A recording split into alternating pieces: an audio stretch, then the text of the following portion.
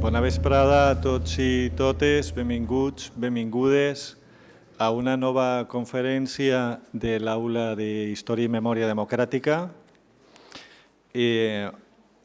Hoy tenemos el placer de contar con una persona que yo creo que merece mucho la pena, un investigador y colega que merece mucho la pena, es José María Faraldo, con lo cual la conferencia de hoy la vamos a recordar probablemente. Una cuestión técnica, quería decir, hay una hoja de asistencia, de lista de asistencia para los estudiantes, que va circulando. Acordaos de firmar, después me la pasáis.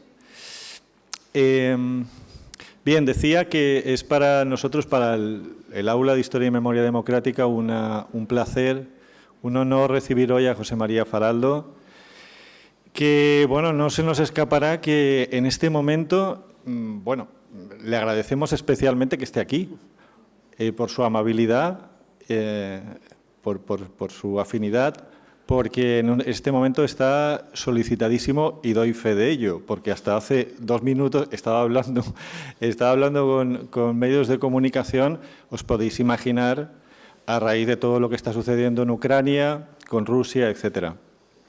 Entonces, bueno, es más de agradecer todavía que, bueno, desde el primer momento que se lo planteé, estuvo absolutamente disponible y receptivo a venir aquí con nosotros hoy, esta tarde. Y, claro, después pues han sucedido, como sabemos, una serie de acontecimientos que han puesto todavía su ámbito de especialización, sus temas, en el orden del día. Entonces, es especial, y me dirijo especialmente a los estudiantes, la oportunidad que tenemos hoy de contar con José María Faraldo. Bien, lo presento brevemente y después le doy la palabra.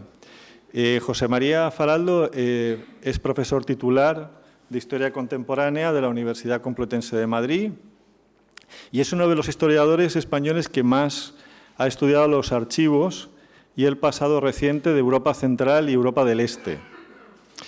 Es un especialista también en los movimientos totalitarios fascistas y comunistas. Es experto en la historia política de Europa Central, tanto en el ámbito de las ideologías, los regímenes políticos, como las dictaduras, los cuerpos de seguridad, los partisanos, y también en la historia cultural, en las autorrepresentaciones, en los medios de comunicación, en la memoria, cosa que se enlaza directamente con el tema de hoy, y que nos es pues muy especialmente interesante en el ámbito de nuestra actividad como Aula de Historia y Memoria Democrática, cubriendo además un ámbito temático que no se suele cubrir en el caso de la memoria de los países de Europa Central y del Este, de la memoria de su pasado reciente. Ha sido profesor invitado en muchas universidades europeas y americanas, profesor e investigador en la universidad, por ejemplo, en la Universidad Europea Viadrina de Frankfurt del Oder y en el Centro de Investigación en Historia Contemporánea de Potsdam, en Alemania, y autor de una obra bastante prolífica.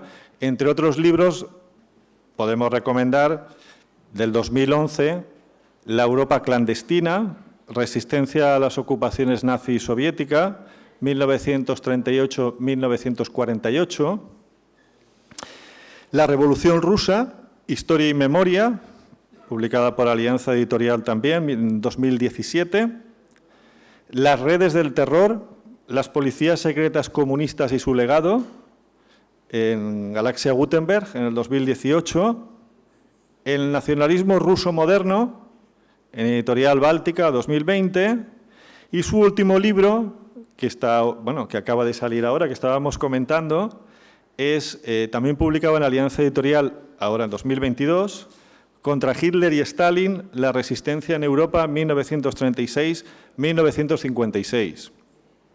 Además de todo ello, de su labor como historiador y además con la oportunidad de darnos esto de un historiador español especializado en este ámbito y en estos temas es también traductor, y lo comentábamos hace un rato, ¿no?, en la charla, traductor también literario del ruso, el polaco, etcétera, cosa que, bueno, me ha parecido que era un ejemplo más de su versatilidad. Hace poco le comentaba también que, bueno, él también es muy prolífico en sus apariciones, bueno, en sus intervenciones en seminarios, etcétera, a lo mejor más de lo que querrías, ¿no?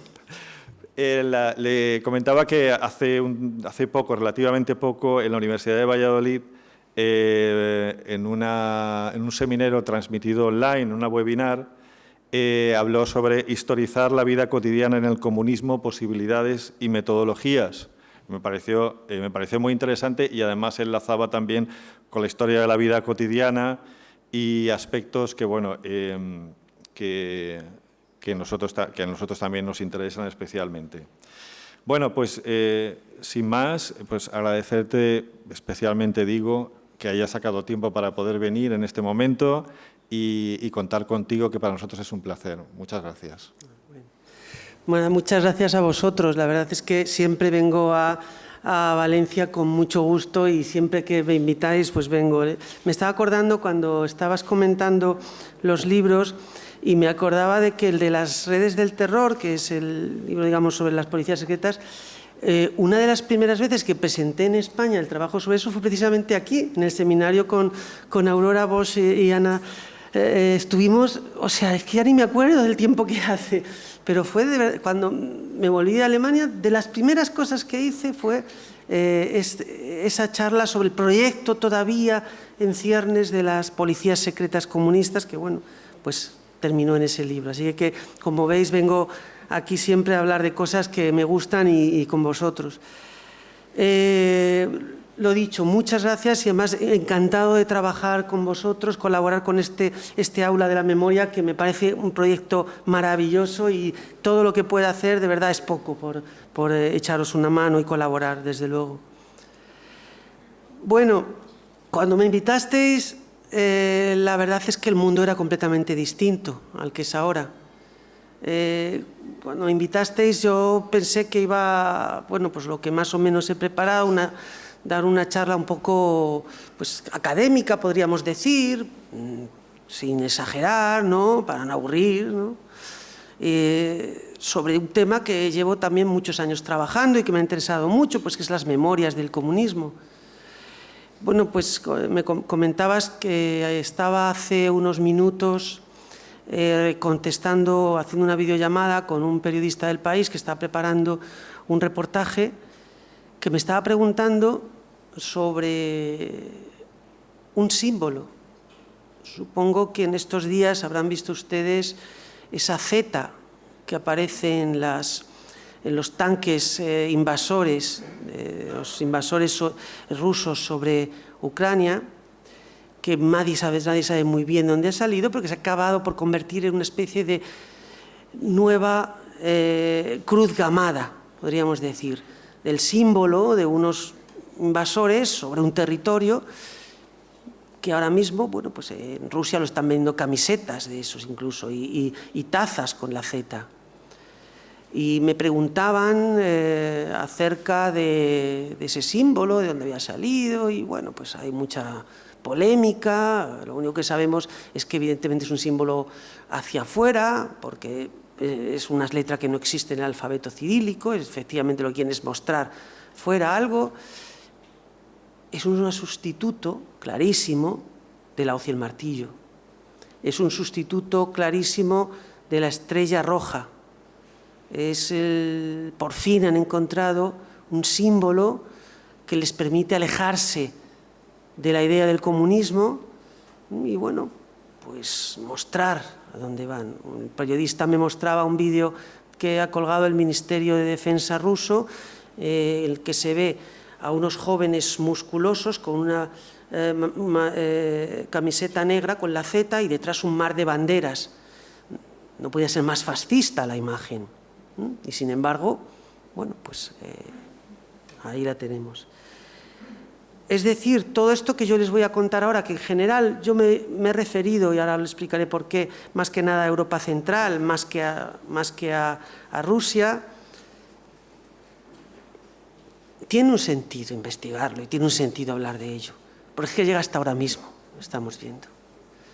Unas de las imágenes que ha colgado en su Instagram, el Ministerio de Defensa ruso, tienen Instagram, sí, y no lo han cortado, como han hecho con el Facebook para que la gente no pudiera expresarse. Son imágenes de esa Z así estilizada, con ametralladoras, un soldado actual de los invasores, y en el fondo un paisaje de la Segunda Guerra Mundial, con soldados soviéticos cargando.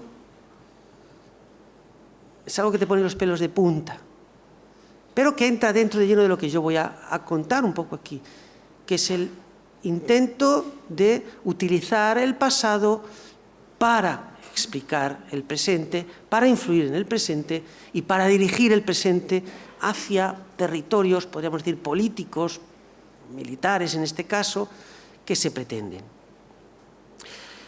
En primer lugar, pues empezamos desde la base. Empezamos de la base diciendo que es de lo que voy a hablar yo aquí. El comunismo,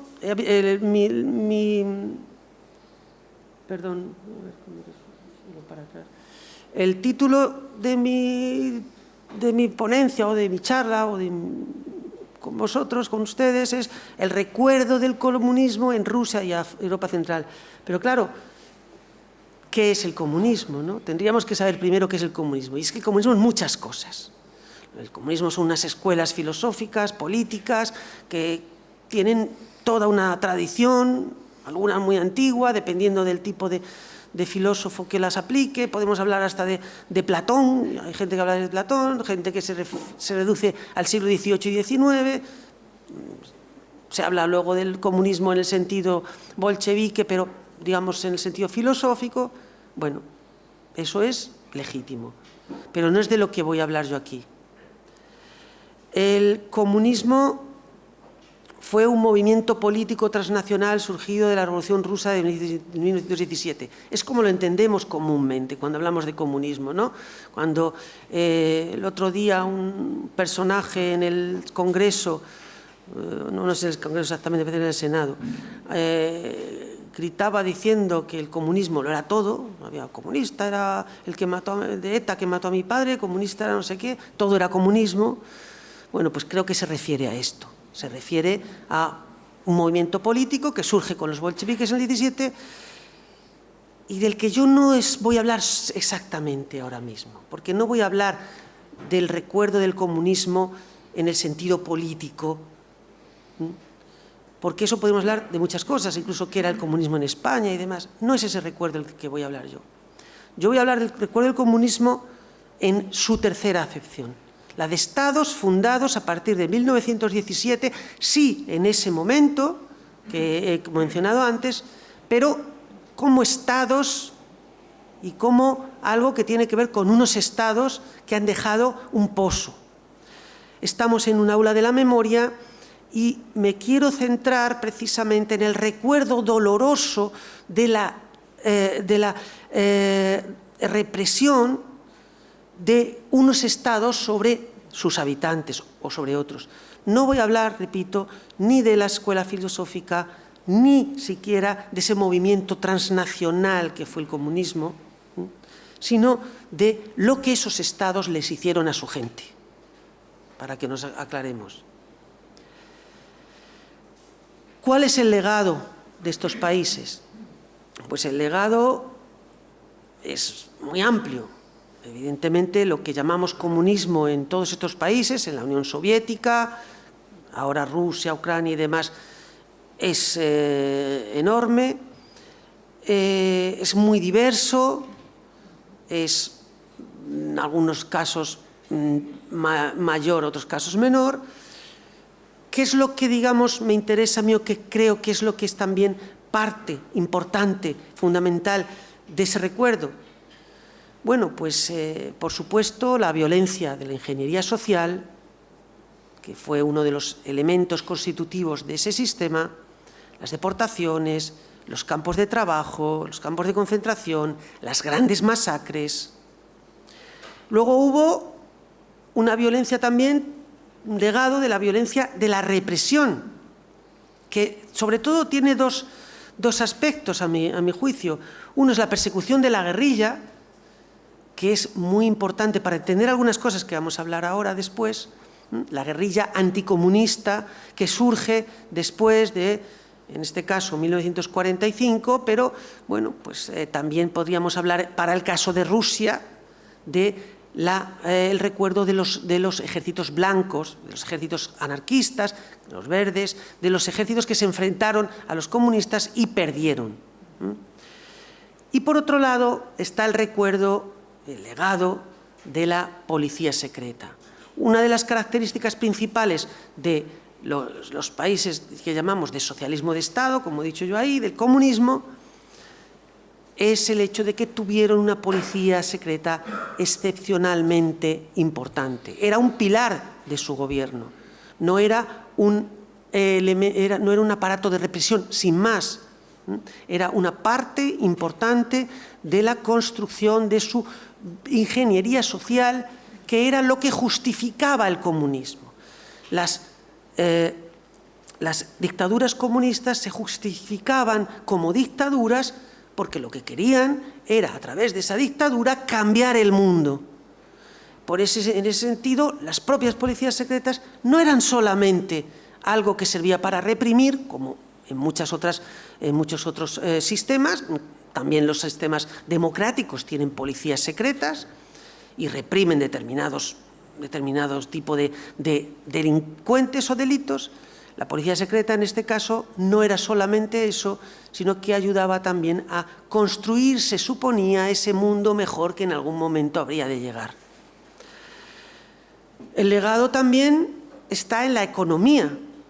Estos países tenían una economía socializada, una economía que tenía la mayor parte de la economía tenía que ver con una nacionalización, estaba nacionalizada, era propiedad, podríamos decir, del Estado, y la transformación de esa economía en lo que hay ahora no ha sido siempre de la misma forma y ha dejado unos legados a veces tremendos.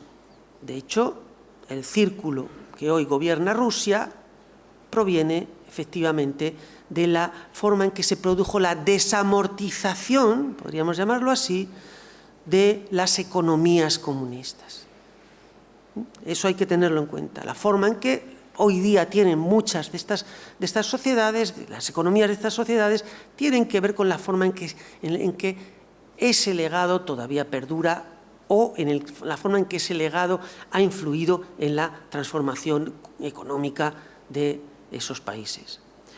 Y lo mismo sucede con la vida cotidiana.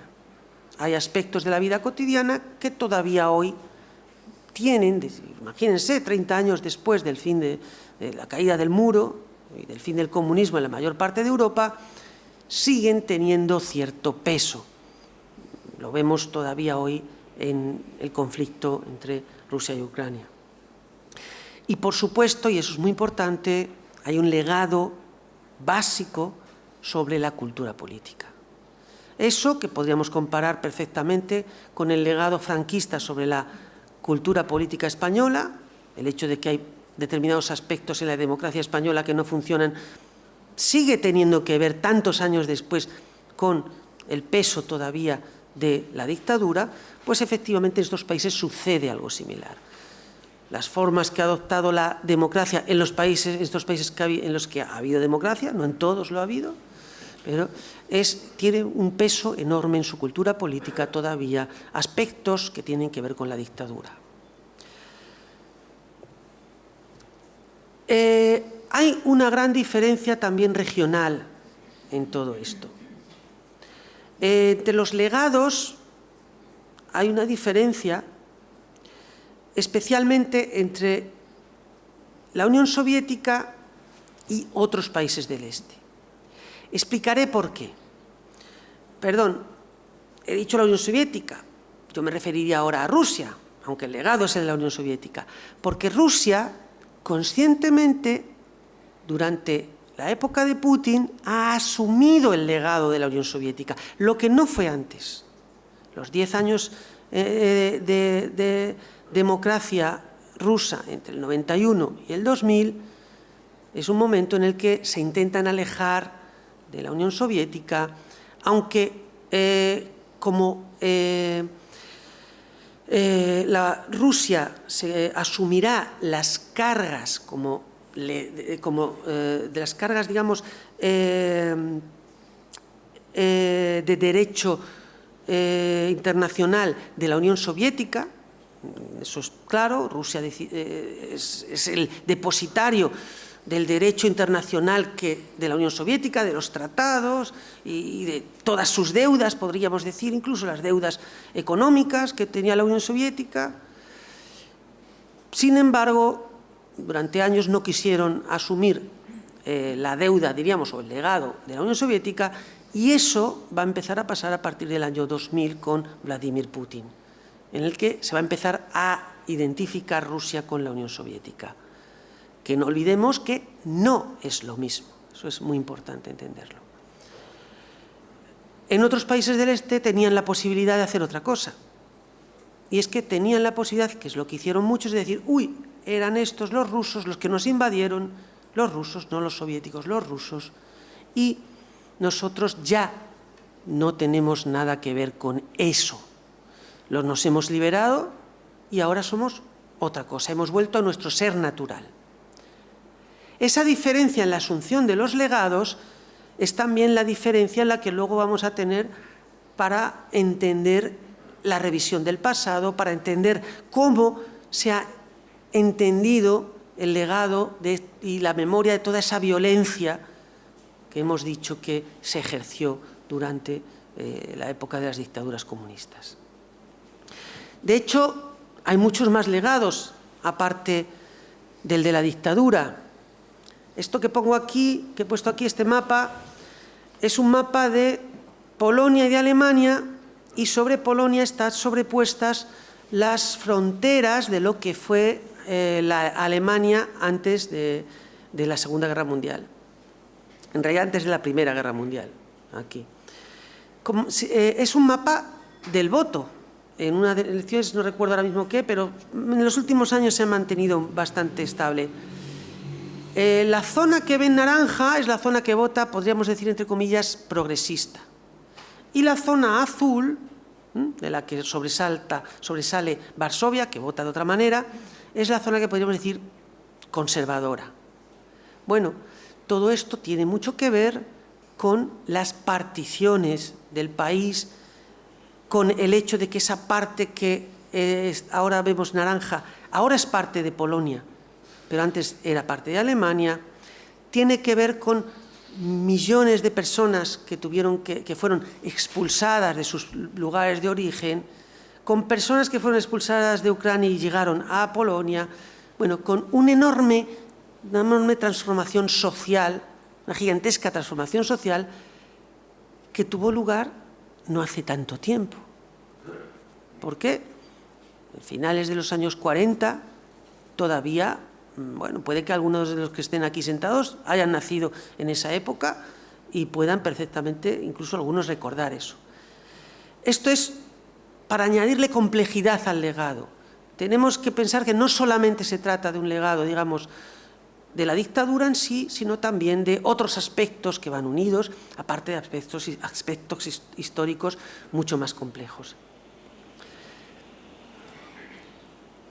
Y ahora vamos a hablar de la diferencia, las dos polos generales sobre los que, a mi juicio, se ha movido el recuerdo del comunismo.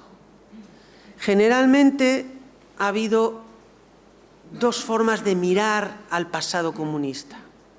Por un lado, la criminalización, y ahora explicaré por qué, y por otro lado, la nostalgia, y también explicaré en qué forma la nostalgia.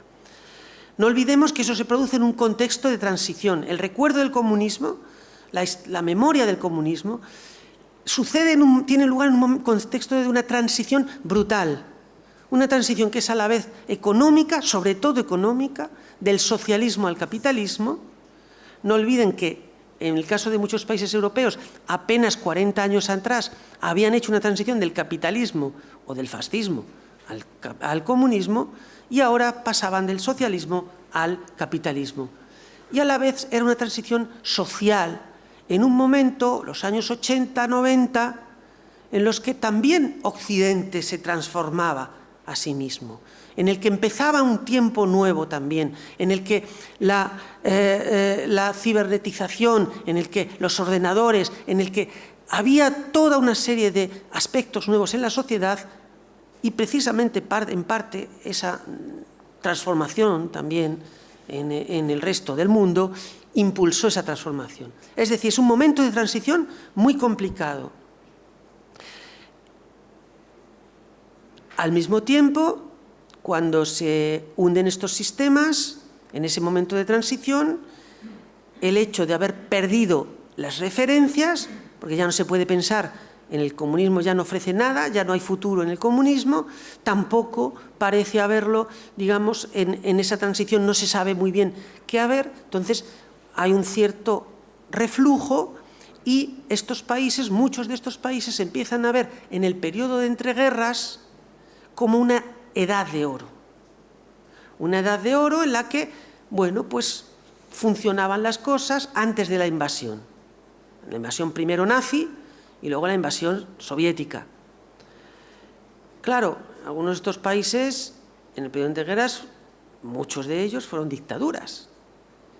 El mirar al pasado implicaba, y tener a ese mundo de entreguerras como una utopía, implicaba también otros factores. El hecho de empezar a decir que a lo mejor esas dictaduras no habían estado tan mal. Digamos que esos son unos polos entre los que se va a mover lo que estamos contando. He hablado de criminalizar el comunismo. Y es algo que se ha hecho en buena parte de estos países. En el primero, en Rusia. La Unión Soviética, en el momento en que fracasa el intento de golpe de Estado de agosto del 91, una de las primeras cosas que hace Boris Yeltsin, el presidente de la Federación Rusa, el primer presidente de la Federación Rusa que existió, decidió ilegalizar al Partido Comunista. Sacó miles de documentos de los archivos, los puso sobre la mesa e hizo un proceso contra el Partido Comunista. Eso ya fue el comienzo de esa criminalización del partido. Una especie de juicios de Nuremberg, podríamos decir. Nunca fueron, jamás fueron como los de los nazis, pero es un poco el modelo, podríamos decir. Años después, en Polonia, se constituyó la noción de derecho de crimen comunista, que se igualaba o se comparaba con el de crimen nacionalsocialista, el crimen nazi. Esas dos cosas, en la construcción legal de algunos países de este área, digamos que eran similares. Igual que se había construido la noción de un crimen contra la humanidad, de los genocidios, el crimen de los nacionalsocialistas, ahora se creaba la noción de un crimen comunista, que en el caso de este artículo, que es el artículo en concreto que existe en el Código Legal polaco, es los hechos perpetrados por los funcionarios del Estado comunista en el periodo del 17 de septiembre de 1939, la fecha en la que la Unión Soviética invadió Polonia, hasta el 31 de julio de 1990. Bueno, más o menos cuando se da por terminado en Polonia, después de las elecciones, el sistema comunista. Por supuesto, se referían a que consistieran en el empleo de la represión, violación de los derechos humanos o que constituyeran delito según el Código Penal vigente en el momento. Es decir, no era a posteriori como se enjuiciaban esos crímenes, se enjuiciaban teniendo en cuenta las propias leyes del Estado comunista, que eso es también muy importante entenderlo. El Código Legal, la Constitución, todos estos países reconocían una enorme cantidad de derechos que luego, en la práctica, no se cumplían. Entonces, la forma de, digamos, construir ese concepto de un crimen comunista era de quienes operaban contra su propia Constitución y contra sus propias leyes. Es importante entender también esto. Este artículo se ha copiado en el Código Legal de muchos países, en los sistemas legales de muchos de estos países, y bueno, pues hasta ahora no ha servido de mucho. Ha habido algunos juicios, muy pocos han terminado con condenas, siempre con condenas muy leves, solamente en casos bastante concretos de asesinatos probados o ese tipo de cosas se ha podido, pero en general, digamos que esto ha servido solamente como un arma, podríamos llamarlo así, de propaganda, si queremos llamarlo así, o de concienciar a la población de que el Estado comunista era una dictadura que violaba los derechos humanos. Y esto es, de nuevo lo que he dicho, la criminalización y la nostalgia. He puesto aquí el libro negro del comunismo, que es algo que ustedes puede que conozcan, que es un proyecto del año 95, en el que un historiador francés, antiguo maoísta, convertido en anticomunista acérrimo, pues junto a una serie de investigadores para describir lo que él llamaba los aspectos negros del comunismo. En este libro es donde se habla de la cifra de los 200 millones de muertos del comunismo, que es absolutamente absurda, pues, no porque no mataran, que mataron mucho, sino porque no tiene nada que ver, juntaban churras con merinas, como se dice vulgarmente, pero esto muestra, digamos, una de las tendencias en las sociedades de estos países para mirar al comunismo. Esto en los años 90 fue claro en todos, incluyendo en la propia Rusia. Es el momento en que en Rusia se comenzaron a crear el Museo del Gulag, la Asociación Memorial empezó a recopilar testimonios sobre las violaciones de derechos humanos, de la violencia de stalinista, empezó a recopilar un listado de los perpetradores stalinistas. Esto sucedió en general. Al mismo tiempo que se tenía lugar esto, crecía otro aspecto que era el del recuerdo nostálgico del comunismo. Y hay cuidado también, porque nostálgico no quiere decir que fuera que la gente en general quisiera volver a esa época. En general, estas sociedades que habían sufrido mucho durante los años 90, el periodo de transición, que fue bastante duro, en algunas más, como en Rusia, en otros menos, pero no querían volver a lo que había sido la Unión Soviética en general. Querían, como me decía a mí en una entrevista un trabajador polaco, querían tener los sueldos del capitalismo, pero trabajar tan poco como en el comunismo. Claro, eso era imposible. En estos países empezó a valorarse, de alguna manera, algunos de los aspectos que había en el socialismo. Algunos aspectos anecdóticos. He hablado antes, por eso he mencionado los aspectos de la vida cotidiana. Y es que, imagínense ustedes que durante 40 años viven en un país en el que solo hay un tipo de nocilla, digamos, lo digo porque muchos de mi generación, nocilla es una cosa muy especial, nada de Nutella, nocilla. Hay dos tipos, tres tipos, no exageremos. Había un mercado, digamos, una sociedad de consumo socialista también, pero digamos que hay unos tipos de productos de consumo que han sido habituales y que de pronto desaparecen. desaparecen radicalmente. Porque primero, nadie quiere volver a consumirlos, segundo, las fábricas que los producen se hunden o son compradas por grandes firmas que las transforman para hacer otros productos. Bueno, pues de pronto surge un cierto sentimiento de nostalgia hacia ese tipo de productos, hacia esa comida.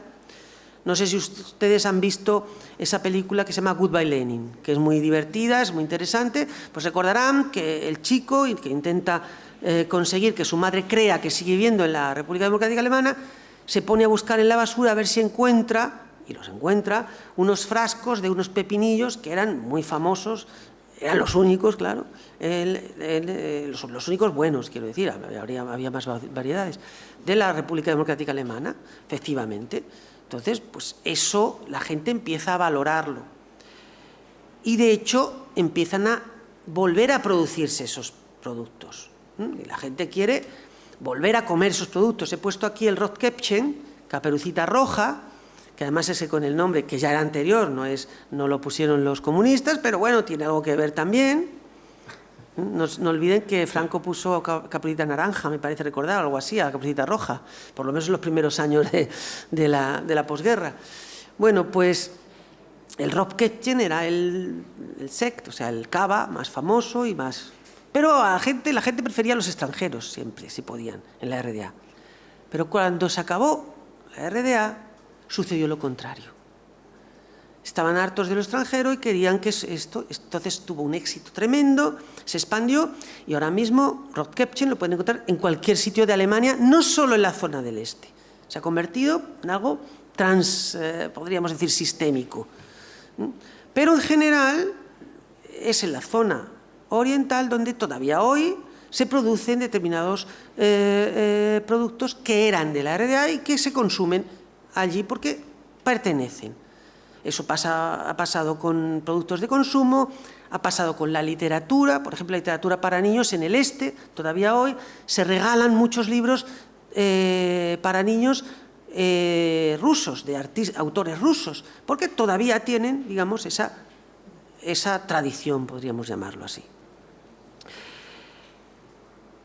Y esa es una parte de la nostalgia. Otra parte de esa nostalgia es digamos, la necesidad, o bueno, el anhelo o la querencia por determinados aspectos del sistema caído que no encontraban en el sistema actual. Generalmente se refiere a aspectos como el hecho de que siempre se decía así, o se dice así, se escucha muy a menudo, Rusia es uno de los sitios más concretos, es que en la época comunista no había delincuencia, no había prostitución, eso es falso todo, estamos diciendo que es lo que creen. No había gays, la homofobia rampante en estos países, dicen en esa época no había, todo esto que vemos, esta decadencia que vemos occidental, no la había entonces. Había seguridad, claro, seguridad, había paz. Supongo que algunos de los que trabajáis aquí sobre la memoria, eso os recordará lo que dicen muchos nostálgicos del franquismo. No es tanto una nostalgia del fascismo en sí, como de esos aspectos, digamos, que se convierten en algo como una especie de edad de oro, que no existieron, porque claro que existía prostitución y claro que existía delincuencia y claro que existía corrupción. Bueno, pues esto es exactamente eso.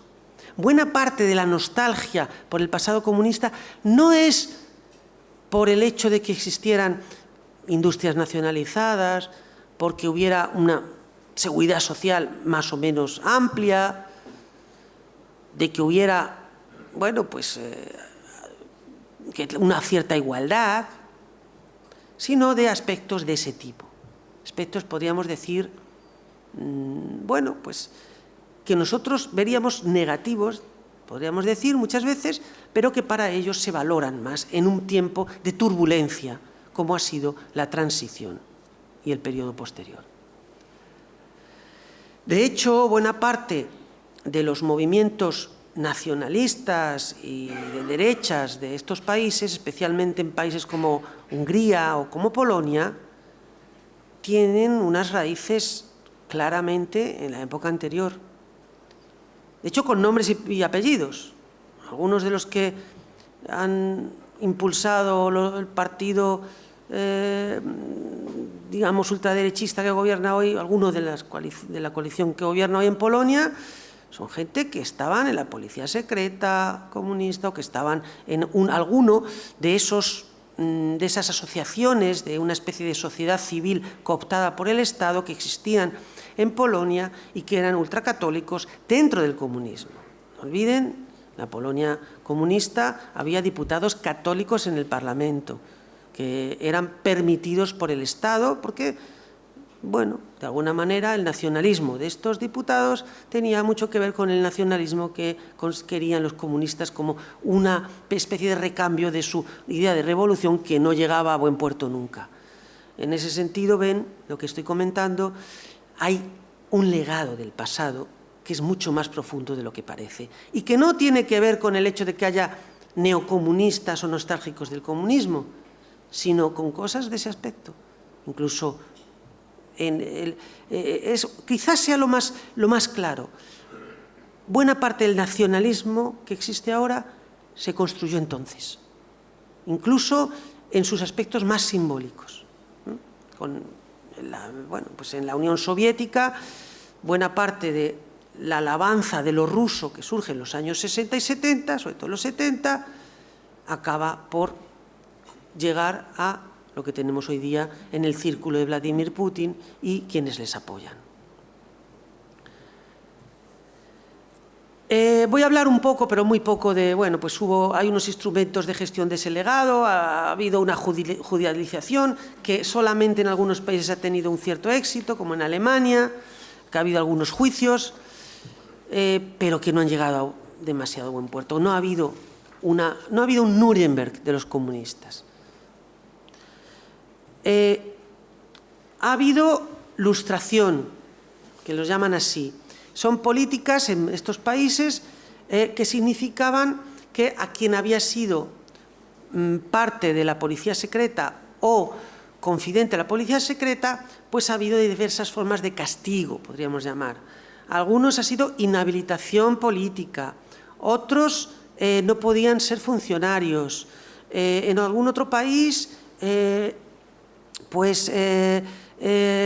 no se podían presentar a las elecciones. Ha habido varias formulaciones. En general, bastante vagas, bastante poco efectivas. En Rusia no ha habido absolutamente nada de eso, todo lo contrario. No olvidemos que quien está en el poder desde hace 20 años es un miembro del KGB, un teniente coronel, que no llegó a más, no lo olvidemos. Solo fue teniente coronel del KGB, luego sí dirigió el FSB, que es directamente el KGB con otro nombre, es decir, allí no pasó nada de esto, pero hay países en los que la idea del agente, del confidente de la policía secreta ha tenido mucha importancia y es otro de los legados más, digamos, potentes. Ha dado lugar a lo que se llama la agentomanía. Aquí habla en esta portada de un diario, de un semanario polaco, habla del agente de la semana. Hubo un tiempo en el que cada semana sacaban a alguien que había sido agente de la policía secreta. Un famoso, un político, siempre había habido alguno. Algunos eran verdad, otros no. Pero eso ha jugado un enorme papel en la memoria del comunismo, la memoria de la policía secreta. Muchas veces por encima de otros aspectos de represión económica, política, muchas veces ha sido ese aspecto, el de la policía secreta, que era tan sexy, podríamos decir, que el que ha ocupado todo el ámbito del discurso, digamos, anticomunista, podríamos llamar, o no comunista, o posterior al comunista, poscomunista, se ha llamado a veces. Pero eso ha sido en muchos países. El hecho de que, evidentemente, estas policías secretas tenían unas redes de agentes extraordinarias, importantísimas, y claro, la gente ha querido saber. En ese sentido, podría ser que, bueno, pues yo he encontrado, he trabajado muchísimo con esos archivos, he encontrado cosas realmente pues tremendas, pues el marido que espiaba a la mujer, una mujer que se casa con un intelectual porque se lo dice la policía secreta, vive durante unos años con él hasta que se muere, y entonces ella hereda todos sus royalties, se hace rica, y de pronto unos años después, cuando abren los archivos, encuentran que ella se había casado con él solamente para espiarle. Entonces hay un escándalo tremendo. Bueno, les puedo contar historias espeluznantes de todo eso. Claro, eso era algo que podría haber afectado a cada uno, o que ideológicamente podría haber afectado, o sea, que imaginativamente podría haber afectado a cada uno. Por eso ha tenido mucho peso en el recuerdo del comunismo. Los confidentes de la policía, los agentes de la policía secreta. Bueno, no voy a avanzar mucho más. Otro de los aspectos, no voy a explicar mucho más porque tampoco tiene mucho sentido todos los aspectos que ha habido de revisar el pasado, de aspectos, digamos, de políticos sobre eso, pero sí que me voy a centrar en una cosa que se han llamado las guerras de la memoria y que continúan hasta hoy mismo. Eso lo tenemos en España, lo conocemos bien, por desgracia, de que no se puede llegar a un consenso sobre determinados aspectos de la memoria de la Guerra Civil Española y la represión franquista, porque hay quien, digamos, que lo lava y dice que no era tanto, y hay quien dice que sí y presenta pruebas. Digamos que eso es un aspecto de combate en toda sociedad. Bueno, pues en estas sociedades ha habido algunos debates pues, muy diferentes y muy potentes. He puesto aquí un par de debates que hubo en Polonia hace unos años. Pues uno era sobre los brigadistas, esto lo he puesto porque tenía que ver con nosotros, los brigadistas internacionales, a los que se les despojó de sus pensiones. Los brigadistas internacionales polacos recibían un suplemento en la pensión por haber combatido en España, y el gobierno polaco decidió quitárselo. Hubo un escándalo en el que intervino el Parlamento español. En esa época, no me acuerdo ahora mismo qué año fue, e incluso el Partido Popular votó a favor de que no les quitaran bueno, fue una especie de escándalo que duró unos años. Al final, años después, volvió otro gobierno y se las quitó. Lo que pasa es que ya no quedaba nadie, se habían muerto todos, con lo cual era un gesto simplemente, podemos decir, simbólico, propagandístico. Y la otra imagen que les he puesto es la de, eso llega hasta nuestros días, los alemanes en Polonia. Como ustedes saben, había enormes minorías alemanas en Polonia durante la Segunda Guerra Mundial, antes de la Segunda Guerra Mundial. Después de la Segunda Guerra Mundial, cuando Polonia se expandió hacia el oeste, todos esos territorios que les he mostrado antes, que eran en origen alemán, de ahí se expulsó a los alemanes en formas a veces muy crueles. Bueno, pues ha habido un debate enorme sobre la posible reparación de esas personas, qué papel juegan en la historia de Polonia, y evidentemente, pues, bueno, ha habido opiniones muy contrapuestas, que llegan hasta el punto de que hoy día, hace como 3-4 días, un ministro polaco ha eliminado las clases de alemán de las minorías polacas que siguen viviendo en Polonia, porque dice que son el enemigo. Vale. Es un ultraderechista de mucho cuidado, pero bueno, digamos que esos debates continúan y continúan y continúan. Esto ha tenido un reflejo en que, por ejemplo, en Alemania, en Berlín, se ha, al cabo del tiempo, pues se ha organizado, hay un museo y un centro de documentación de estas deportaciones, en el que es un centro, digamos, europeo, pues como hacen en los últimos años los alemanes, trabajando muy bien, de una forma muy europea, internacional. Les parece poco a estos ultraderechistas, pero bueno. A ver, bueno, no quiero contar más porque si de estas cosas vamos a pasar de los polacos estos y vamos a ir a una cosa que a mí me interesa mucho, que son otra vez eso que he contado de los confidentes.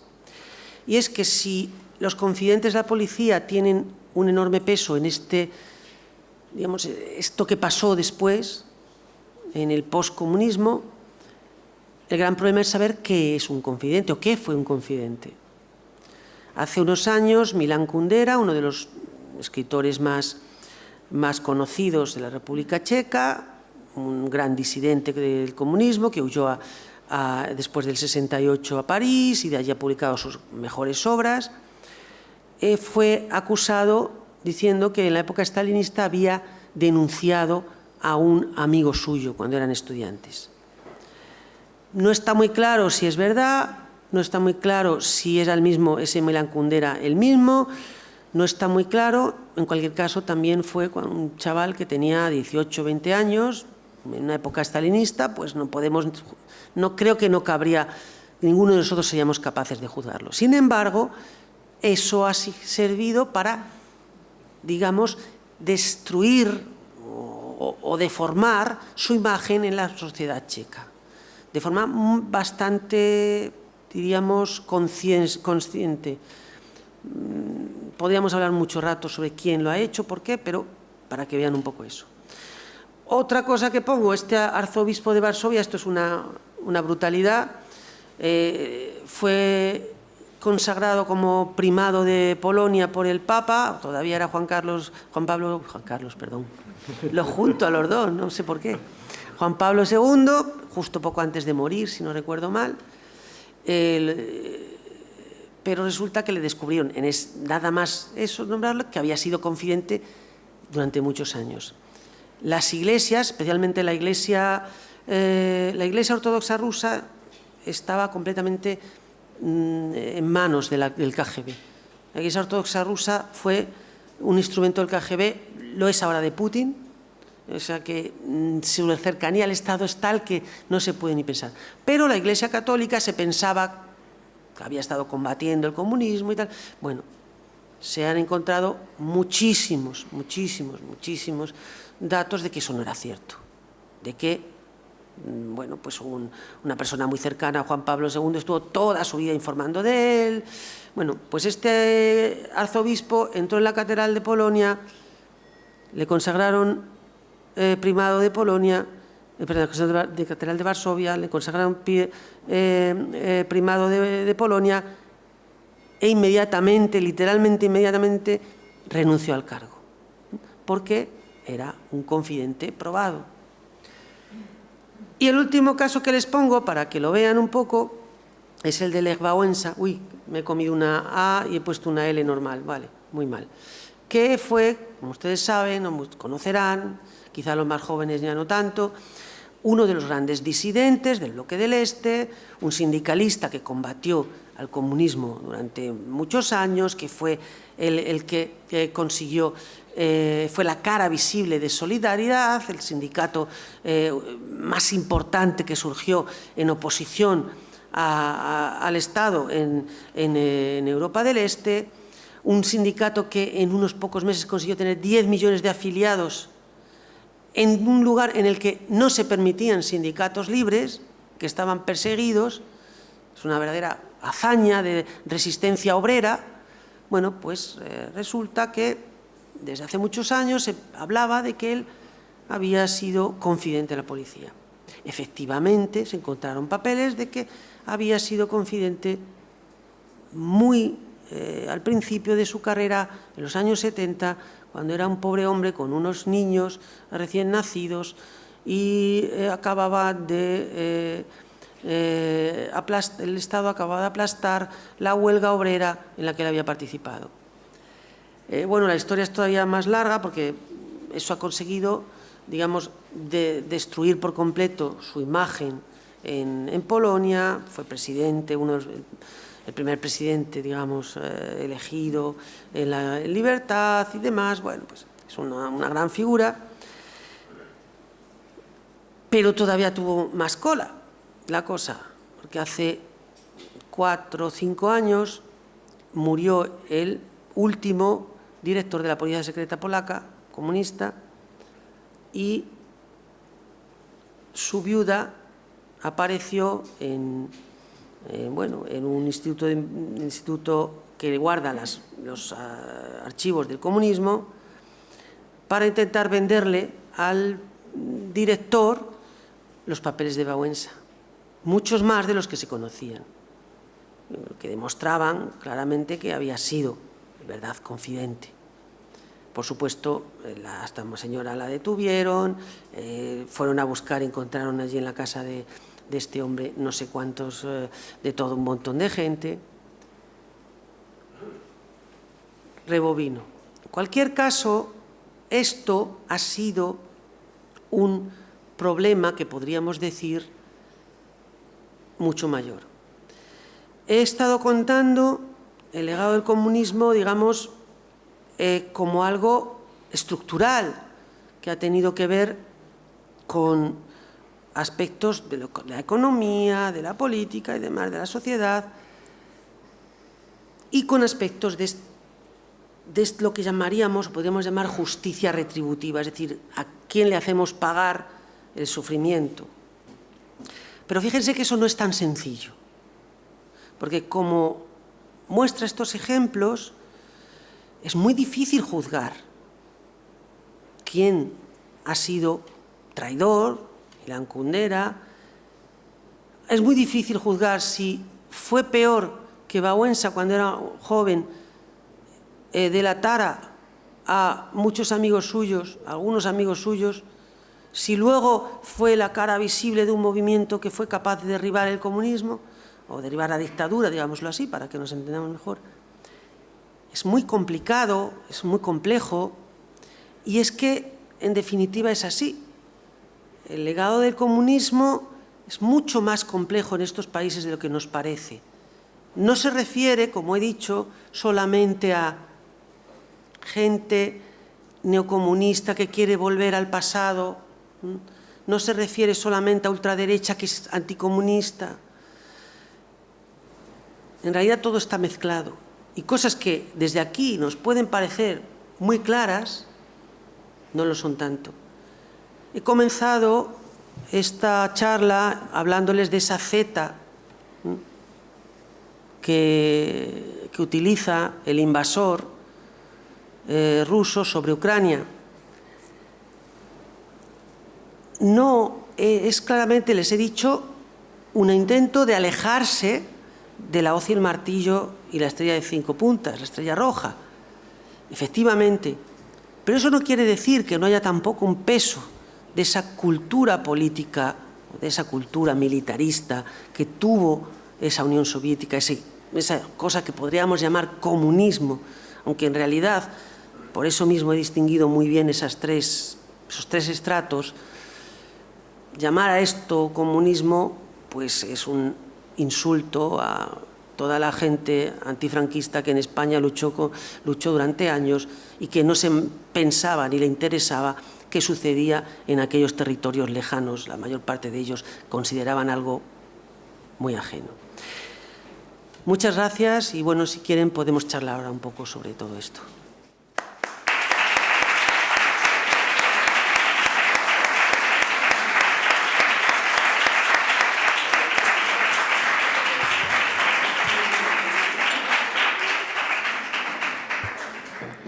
Pues muchas gracias, profesor Faraldo, José María, por esta conferencia tan sugerente y en este momento tan oportuna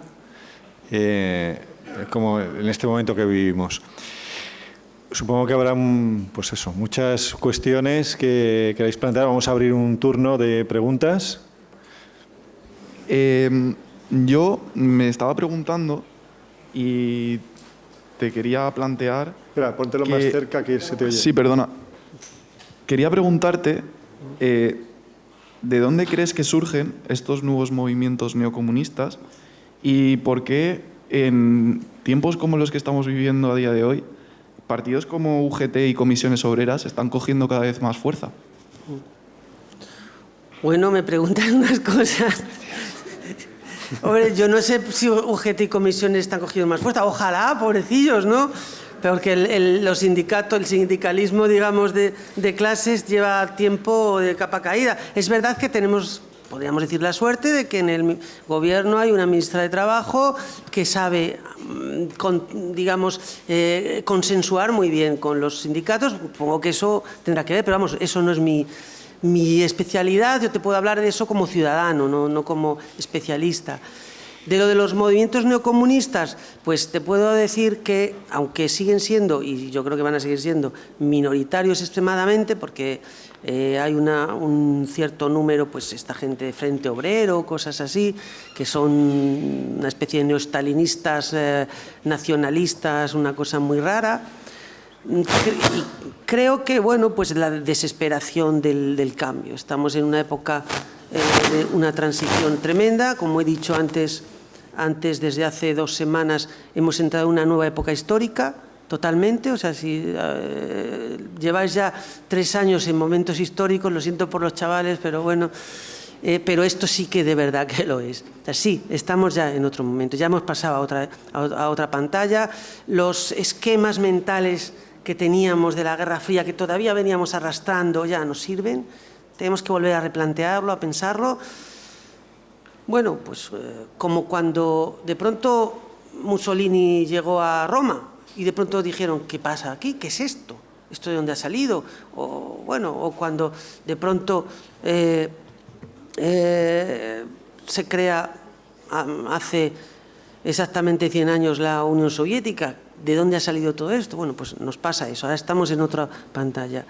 Y creo que ante esa incertidumbre, pues hay gente que no es capaz de aceptarla, que no sabe cómo gestionarla y necesita seguridades y certezas. Pues la misma gente que vota a Vox es la misma gente que vota, o que no vota porque no se presenta a eso, pero que se une a esta gente.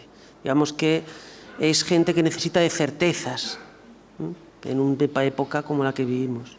Es mi opinión, no te puedo decir más. Sí, bueno, son UGT y Comisiones Obreras son sindicatos, no son partidos. Lo hemos entendido. Sí, sí, tenemos. Sí, Maricruz Romeo.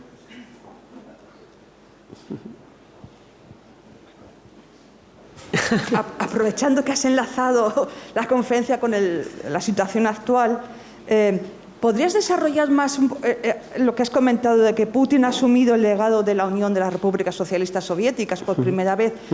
Y eso en relación con que consideras que los esquemas de la Guerra Fría no sirven para el momento presente. Me estoy refiriendo evidentemente a la guerra de Ucrania. ¿Podrías desarrollar estos aspectos? Gracias. Sí.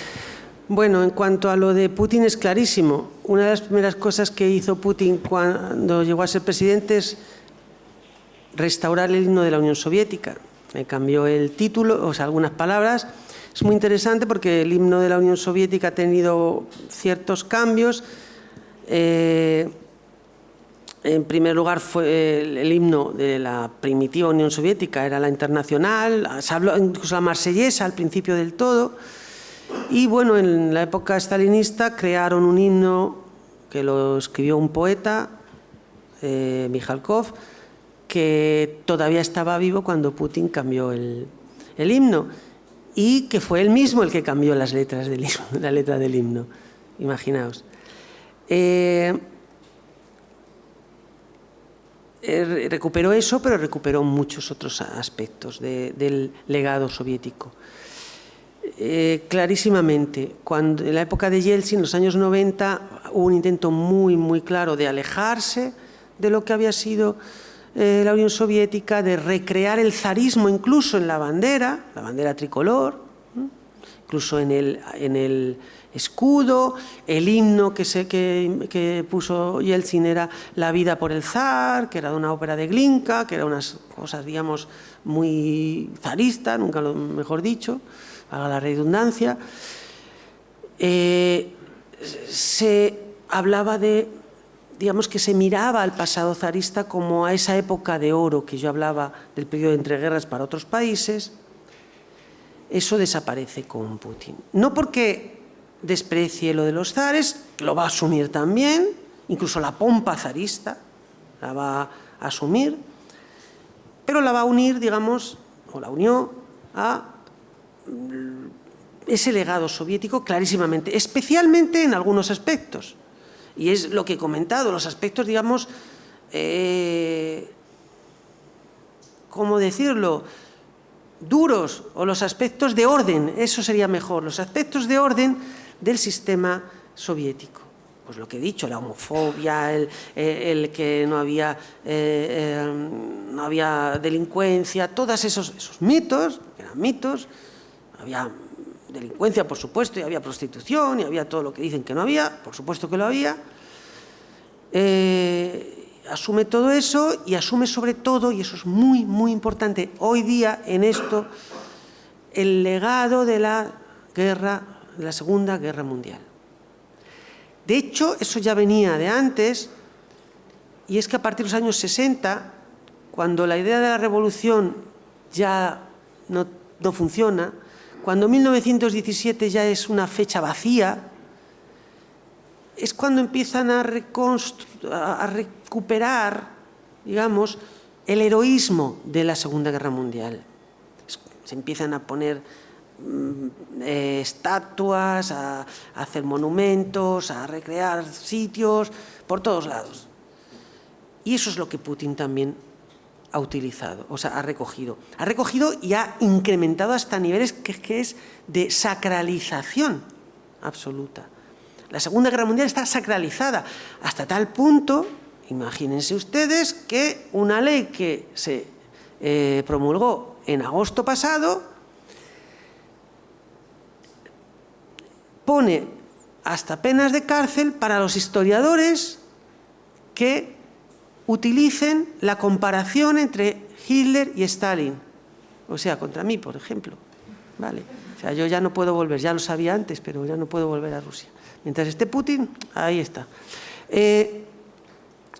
Aspectos como que quien rete la visión oficial del pasado, sobre todo de la Segunda Guerra Mundial, de la Gran Guerra Patria, como se dice en Rusia, evidentemente la Unión Soviética no entró en guerra en 1939, entró en el 41.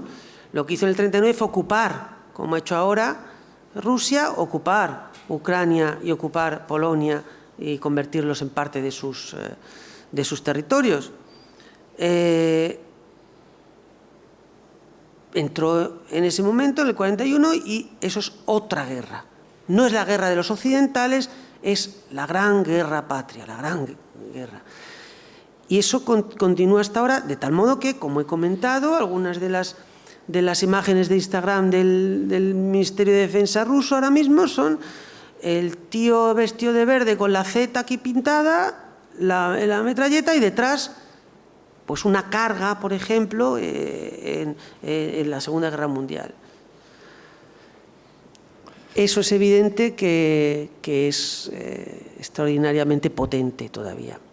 Ha hecho muchas cosas más, vamos, podríamos hablar sobre la imagen de la Segunda Guerra Mundial en Rusia y cómo Putin lo ha utilizado y lo ha incrementado, pues podríamos hablar horas, porque ha hecho de todo, desde producir películas, montones de películas, hasta, ahí tiene, igual teníamos que haber hablado de esto y no de lo demás, el personaje bastante repugnante que encabeza la delegación rusa en las negociaciones con Ucrania estos días, es llamarlo historiador es mucho, es un personaje que es un asesor de Putin, que fue ministro de Cultura y que está convencido que Ucrania no existe, que lo basa eso en unas cosas históricas como la nueva historia esta de Cataluña, algo parecido. Es un personaje que es uno de los que ha financiado todas estas películas, ha desarrollado una visión del pasado ruso que es, por ejemplo, es que no solamente es que haga películas sobre la Segunda Guerra Mundial, sino que, por ejemplo, ha hecho una película sobre los decembristas.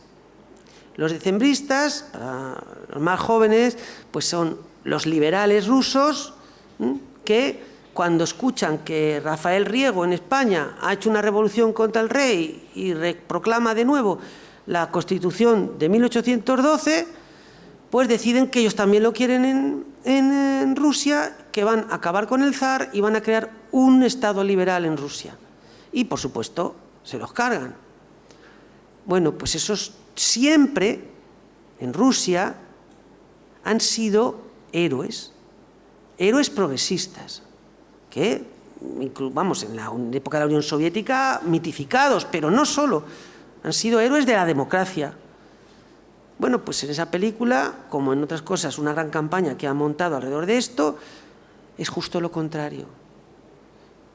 No se merecen vivir porque están contra el poder central, contra el zar. Identifican a Putin con el zar y dicen que quien pretenda la democracia, literalmente, claro, porque son los únicos demócratas que hay, han intentado una revolución demócrata, morirán. Esa es la idea. O sea, no es solamente ese recuerdo del pasado positivo, sino este otro convertido en negativo. Y este personaje es el que se supone que tiene que firmar la paz con Ucrania. Es evidente que es una provocación, es evidente que no es una delegación de firmar la paz, es una delegación para provocar a los ucranianos para que no firmen y poder seguir machacando. No es otra cosa. A ver, se me ocurre que quizá entonces lo que se reivindica no es exactamente, en la época de Putin, los últimos 22 años, no es exactamente, digamos, en su totalidad el pasado de la Unión Soviética, sino el nacionalismo ruso directamente, porque además es justamente la reivindicación de la Gran Guerra Patria, el momento en el cual el nacionalismo, el régimen utiliza el nacionalismo como arma de movilización, ¿no?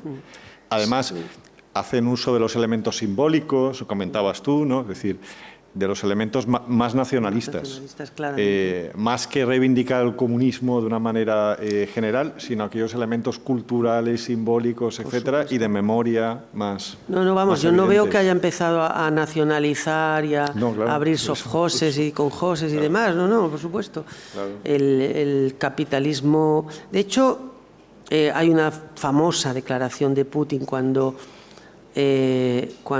llega al poder al principio, que le hace una entrevista la televisión alemana y dice que su modelo es Pinochet, que hay una cierta violencia que es necesaria para eliminar las malas hierbas y que después, pues, entonces el capitalismo puede crecer, claro.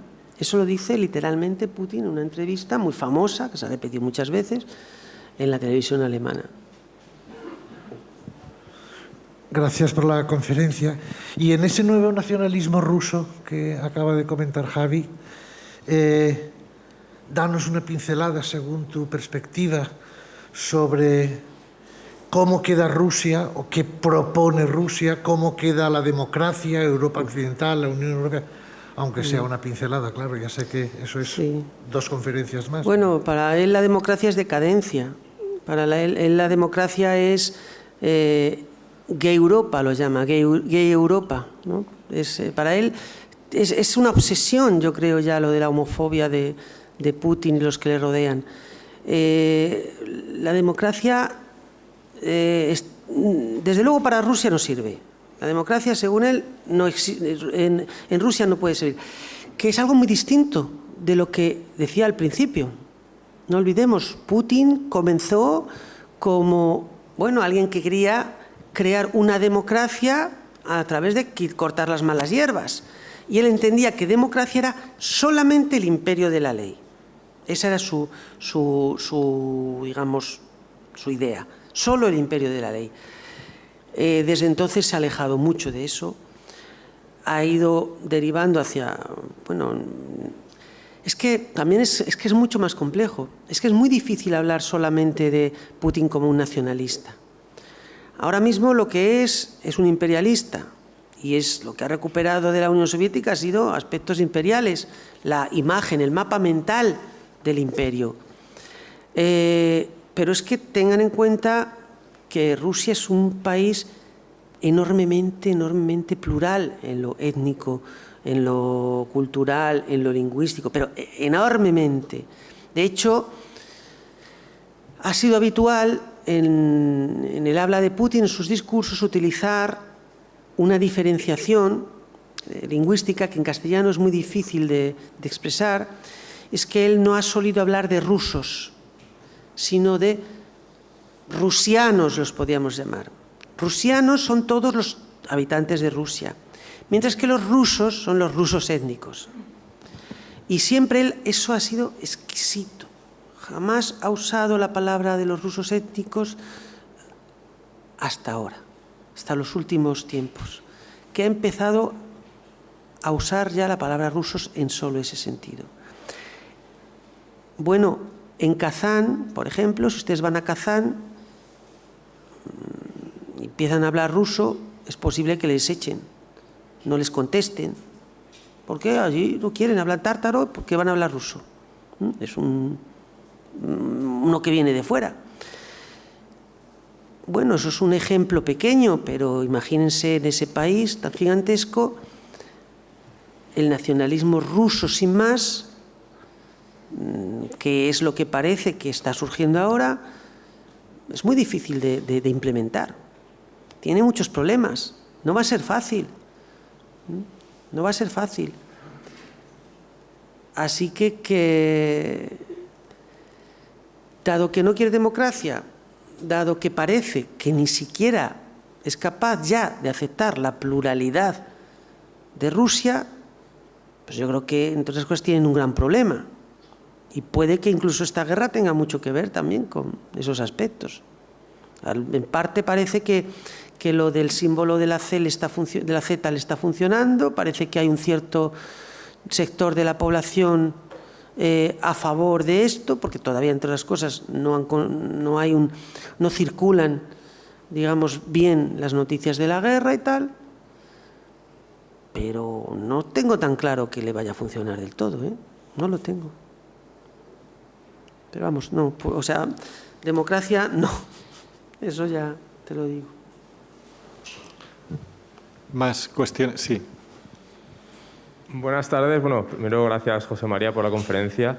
Yo te quería preguntar por un artículo que publicaste en 2017, en Ayer, que se llamaba algo así como Ucrania, Rusia, sí, el Maidán y el mito del antifascismo. Y quería también, si podía ser, que dieras unas cuantas pinceladas sobre, bueno, el uso del antifascismo en el contexto actual, ¿no? Pues mira, me alegro porque precisamente aquí tenemos algunos compañeros que están trabajando sobre otros tipos de antifascismo.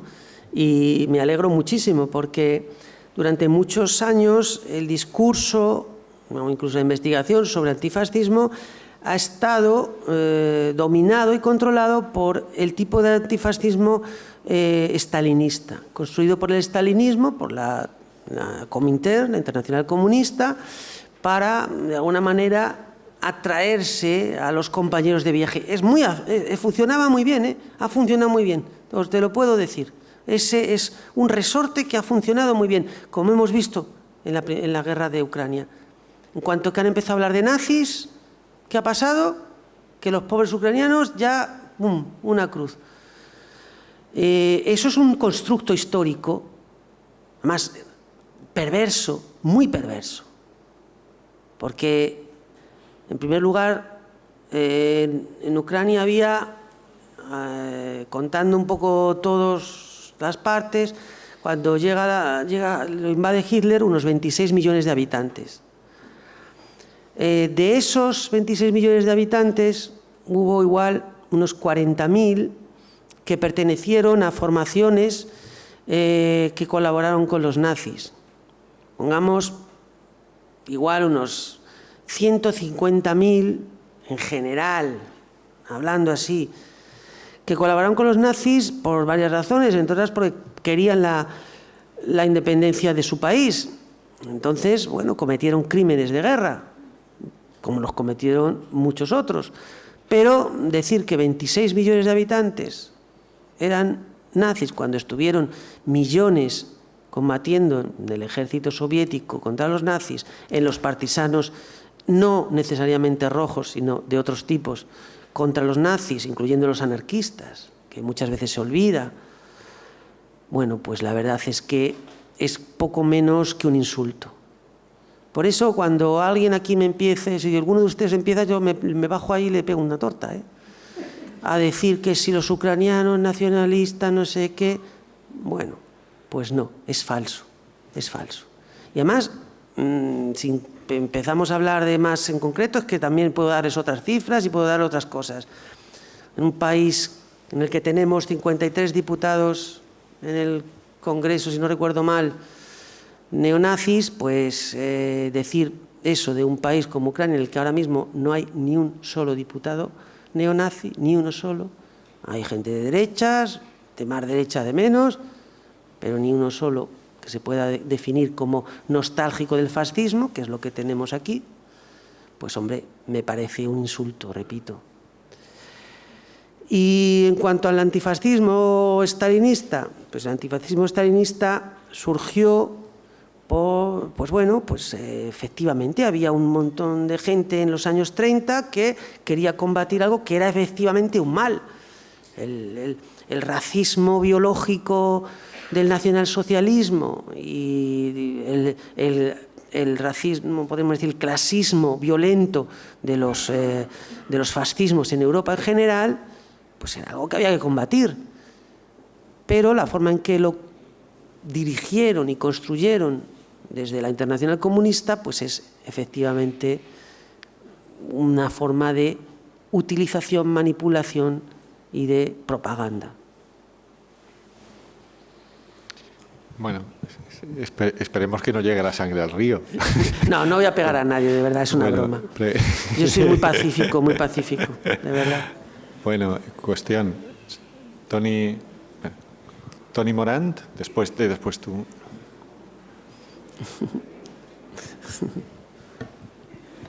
Uy, que este sabe mucho, ¿eh?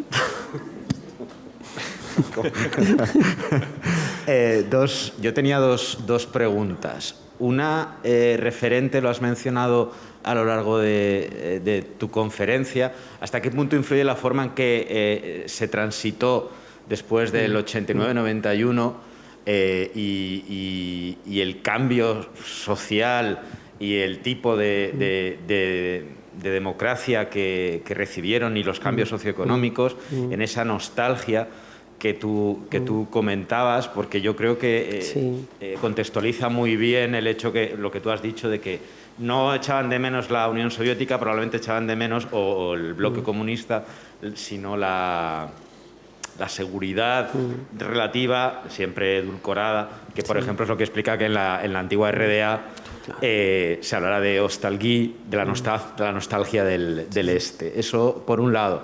Y luego por el otro, me gustaría si pudieras un poco explicar la diferente memoria que tenemos a esta parte del continente y a la otra y a la parte central y centrooriental de la Guerra Fría y de lo que supone Rusia. Claro, efectivamente. Las dos preguntas son estupendas y vamos, podríamos hacer solo una conferencia de ellas, pero efectivamente. Sí, la forma de transición explica muchas cosas, totalmente. Rusia, por ejemplo, la transición brutal que tuvo, digamos, esa forma de destrucción de lo viejo para crear lo nuevo, que es lo que pasó en Rusia, pues destruyó lo viejo, pero no dio tiempo a crear lo nuevo, con lo cual pues la gente llegó a momentos desesperados. Además, pues bueno, es muy conocido que, por ejemplo, en Rusia, cuando quisieron crear una especie de capitalismo popular a lo Thatcher. Entonces, las grandes empresas se dividieron en acciones y a cada uno de los que trabajaba allí le dieron un número de acciones. Claro, con una inflación galopante, con una imposibilidad enorme de trabajar y conseguir un sueldo y tal, pues los cuadros medios del partido, que estaban generalmente en las empresas más grandes, pues pudieron decirle pues a la pobre señora que limpiaba que estaba en la puerta, a la portera, o al empresario, o sea, perdón, al obrero y tal, les dijo: mira, me dais las acciones y yo os doy una botella de vodka o 40 rublos, lo que fuera y tal. Y se hicieron con gigantescos capitales en nada. Hubo privatizaciones absolutamente salvajes por nada, que además tuvieron, bueno, muchos aspectos, porque hubo un momento en el que intentaron cubrir el mercado hacia el extranjero, es decir, que no pudieran entrar empresas extranjeras para que no se aprovecharan y tal, pero en realidad lo que hicieron fue repartírselo entre pues, lo que ahora más llamamos la mafia rusa, que bueno, pues son los ricos en Rusia, los que han apoyado a Putin en todo momento, muchos por miedo, otros porque los ha perseguido, todo lo que os podáis imaginar ahí en medio. Y claro, esos años 90 son recordados traumáticamente en Rusia. Entonces, claro, cuando en el año 99 llega Putin y les dice: bueno, esto aquí vamos a poner orden, y efectivamente asesina a algunos, a otros les quita las empresas, centraliza, bueno, pues lo que se supone que tiene que hacer, pues, bueno, después del capitalismo salvaje llega el cirujano de hierro, podríamos poner así. Pero aún así, en ese momento, con la idea todavía de continuar con la democracia. No lo olvidemos, los años 90 en Rusia son de democracia. Hay una libertad que posiblemente no hubiera ni en Occidente. Es un momento alucinante. Yo tuve la suerte de vivir algunos años allí, algún tiempo allí, y fue una maravilla y a la vez una brutalidad. O sea, he visto de todo, lo podéis imaginar. Bueno, eso efectivamente es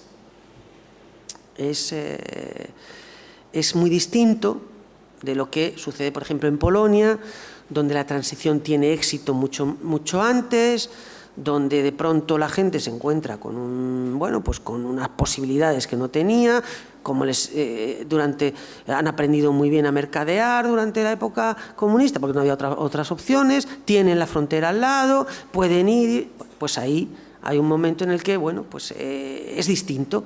Por eso en Polonia apenas hay nostalgia. Curiosamente empieza ahora.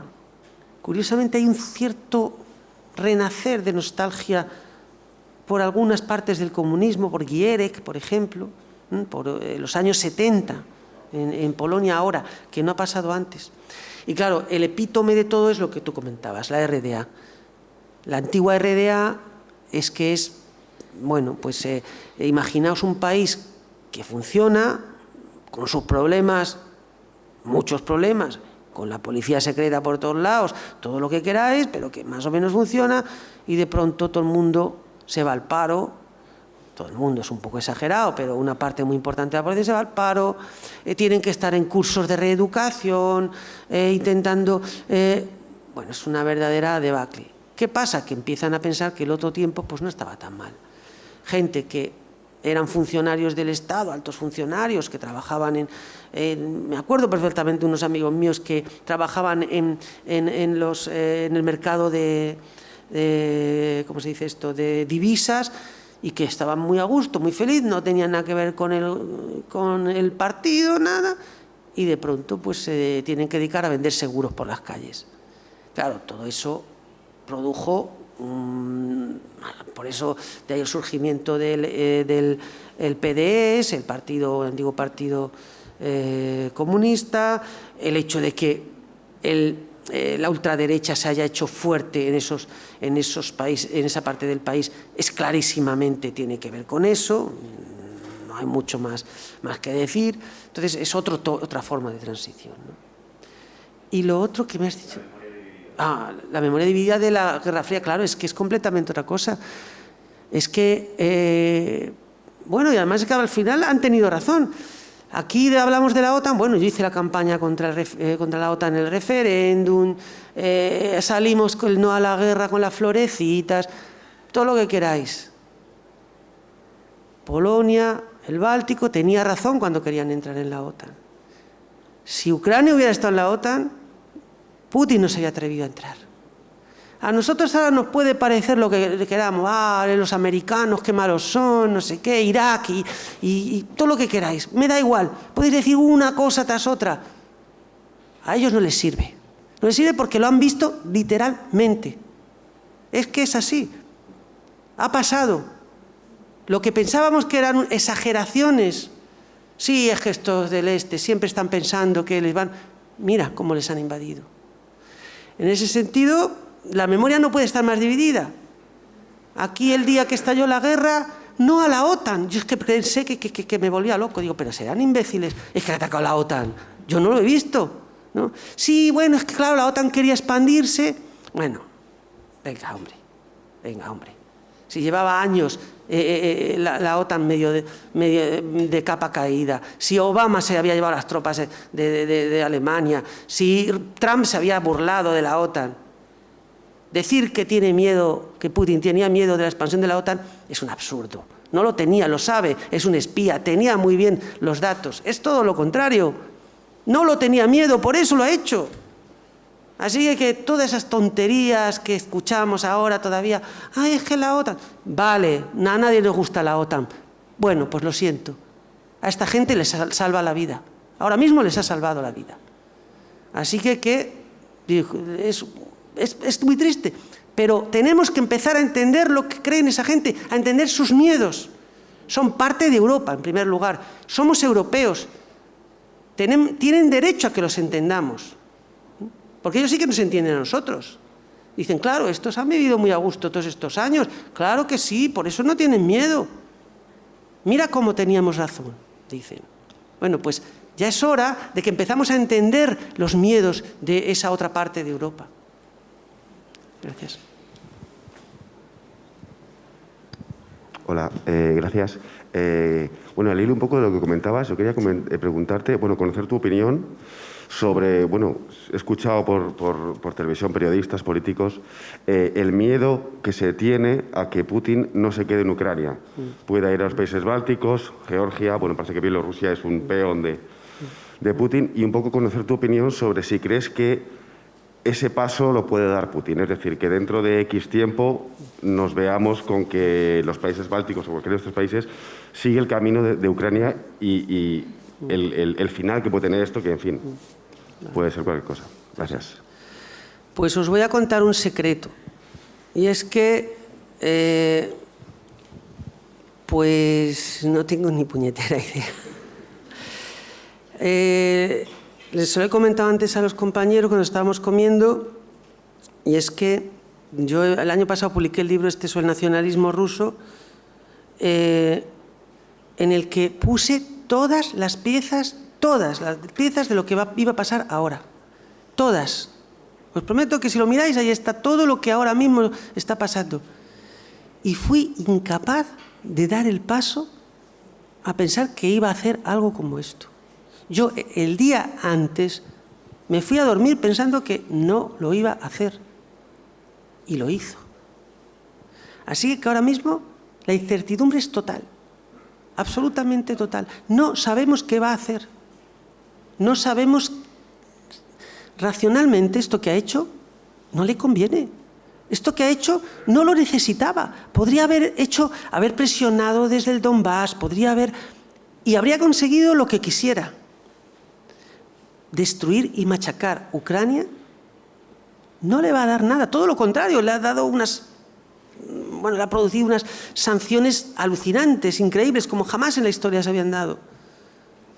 ¿Por qué lo ha hecho? ¿De verdad se lo cree lo que él mismo ha estado construyendo? Que él sabe que es mentira en realidad, porque lo ha estado haciendo él, lo ha estado construyendo junto con el Medvedev que os digo y con alguna otra gente más. ¿Por qué lo ha hecho? Bueno, pues si ha hecho esto, puede hacer cualquier cosa. Puede hacer cualquier cosa. Ahora mismo no lo sabemos. Racionalmente, si pensara racionalmente, si no le permitiera a su círculo que hiciera todo esto, pongamos, creo que Moldavia está perdida. Creo que si conquista Odesa, que es lo que quiere, y Dios quiera que no, porque de verdad que sería una enorme pérdida, porque no la va a conseguir, Odesa no la va a conquistar tampoco sin machacarla, o sea, con lo cual destruiría una de las ciudades más hermosas de Europa. No va a tener otro remedio que enlazar con Transnistria. Si enlaza con Transnistria, ¿qué hace Moldavia ahí? Nada, nada. Georgia la va a intentar mantener seguramente en su égida, pero no se va a atrever a entrar porque es un sitio peligroso también. Una cosa es que coja Osetia, así 4 cachitos esto, pero no, Georgia. Y desde luego no va a atacar un país de la OTAN y de la Unión Europea, eso no lo va a hacer. Porque, no lo olvidéis, antes de las sanciones ya la economía rusa era apenas un poquito mayor que la española. Así que aunque tiene armas nucleares, tiene alguna parte del ejército muy modernizada, en realidad el gasto militar europeo, incluso este gasto tan bajo que hemos tenido hasta ahora, es muy superior al ruso. En un balance de posibilidades, pues hombre, sus generales espero que esta vez anden más listos y le paren. No sé si sabéis que parece ser, todas las noticias que tengo y que eso, que ni siquiera sus ministros sabían que iba a entrar en Ucrania. Con lo cual, ahí hay muchos aspectos de decisión unipersonal o con su círculo más pequeño. Entonces no sabemos muy bien. Pero vamos, lo dicho, yo creo que no, yo creo que como mucho se va a quedar en eso, pero la verdad es que no lo sé. Después del otro día, yo ya no sé nada. Bueno, por aquí, micrófono, por favor.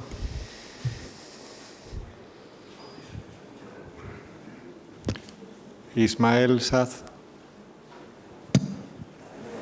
Sí, quería aprovechar para hacerte una pregunta que me ha surgido hace unos días y que con lo que tú has dicho un poco ¿qué es sobre el nacionalismo ruso?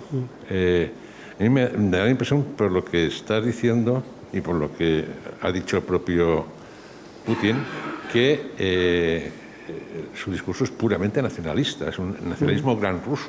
Un gran ruso que se basa en la idea de que Rusia es Rusia, pero también es Ucrania y también es Bielorrusia. No hablemos ya de los demás.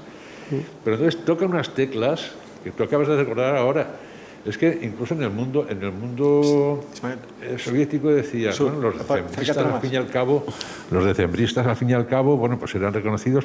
O sea, entonces da la impresión de que este es el típico discurso del nacionalismo reaccionario. La democracia es decadencia. El liberalismo lleva a la decadencia. Y en ese sentido, ¿no está retomando un poco Putin un discurso de la Guerra Fría invertida? Es decir, ¿quiénes son los enemigos de Rusia? Los enemigos de Rusia son la democracia, son los nazis, por eso puede retomar la idea de la Gran Guerra Patria y de la defensa frente a... Pero ¿quiénes son los enemigos? Son los nazis y los bolcheviques, que es una especie de discurso de la Guerra Fría invertido. Porque los bolcheviques, al fin y al cabo, se inventan Ucrania.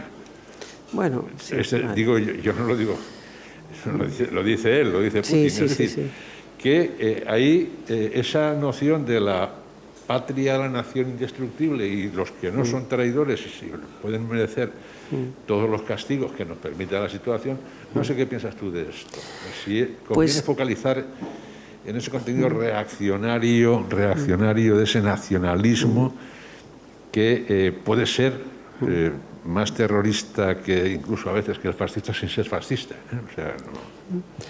Claro, es lo que yo comentaba un poco antes. ¿Cuáles son los ingredientes de ese nacionalismo que ahora es muy evidente? Repito que Putin no era nacionalista.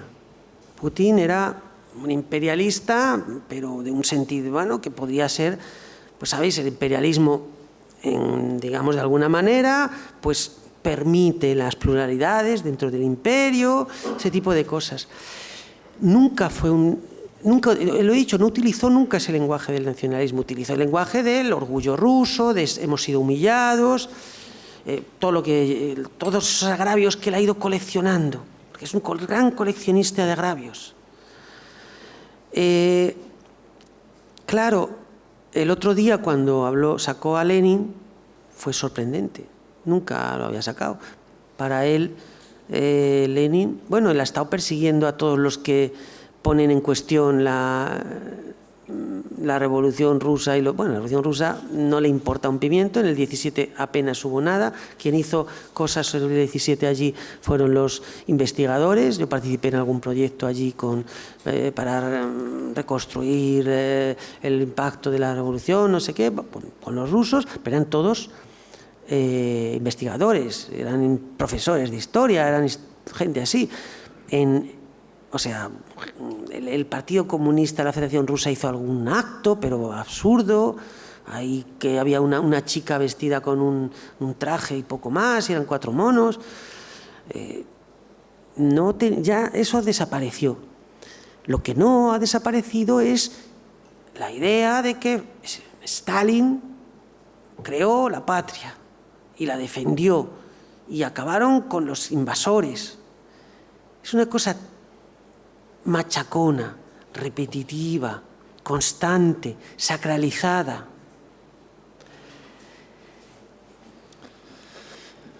Claro, que de pronto sacara a Lenin, así dijera que Lenin era el culpable de que existiera Ucrania, creo que no tiene más valor que una herramienta propagandística para una parte de la población rusa, para los ortodoxos, los que son muy, digamos, de la Iglesia ortodoxa, para, digamos, quienes, los muy reaccionarios nacionalistas, que piensan, para ellos Lenin es el diablo,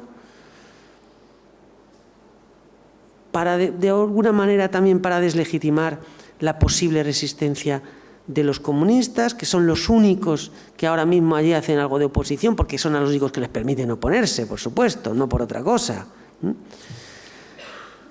Pero no creo que tenga más que ver con eso, no es algo constitutivo de su discurso, es una mención tan así de pasada y tan absurda incluso, que yo creo que no tiene que ver.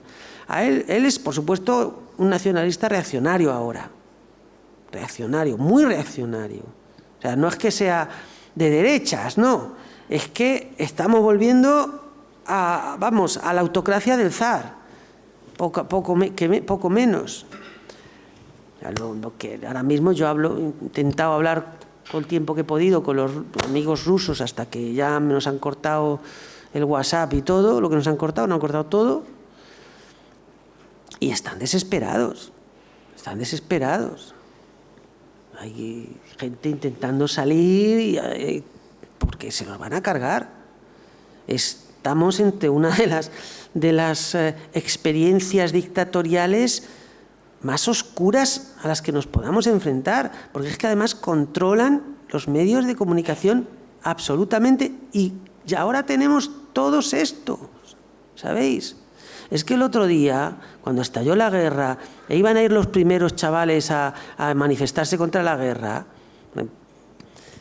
estaban esperándoles la policía a la puerta de sus casas. Porque claro, lo habían leído todo, lo habían visto todo.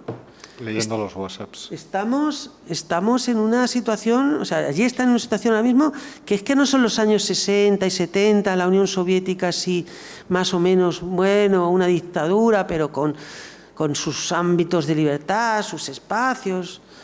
No, es que está caminando hacia algo como no habíamos visto nunca.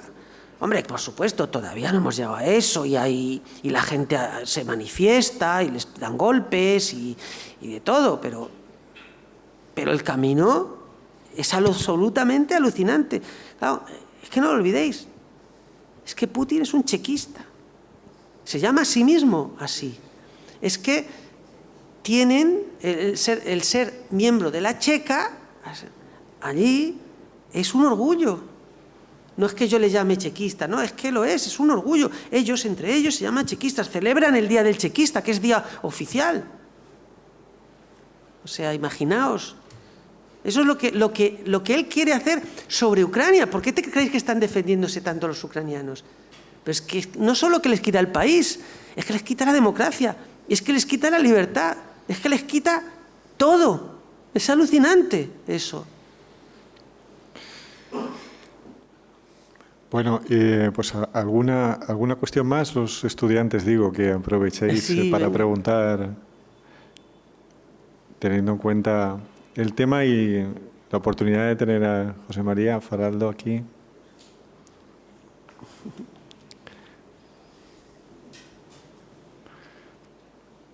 Bueno, pues... ¿Me dan ganas de preguntaros yo a vosotros? Yo sí quería, hacerte una pregunta saliendo un poco de Rusia, yendo hacia países como las repúblicas bálticas o Polonia incluso, ¿no? La memoria en estos países que tú al principio has mencionado, ¿no? La memoria del pasado. Que casi todo, si vas a estos países, en casi todos te encuentras un museo de la ocupación.